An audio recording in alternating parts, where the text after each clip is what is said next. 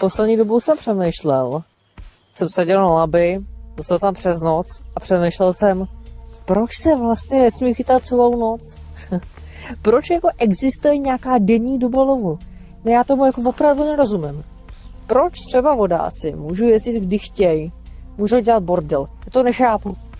Prostě proč my rybáři nemůžeme ani využít reálně té noci, když jde třeba na úhoře, aby jsme využili toho nejlepšího času a něco reálně chytli? Já tomu opravdu nerozumím. Jasně, já chápu, že ty města to dělají nějak sami, že tam jsou nějaký vyhlášky a tedy, je to složitější. Ale třeba spousta lidí mi říkala, ono to narušuje noční klid. V čem to narušuje noční klid? Co tam ty rybáři dělají?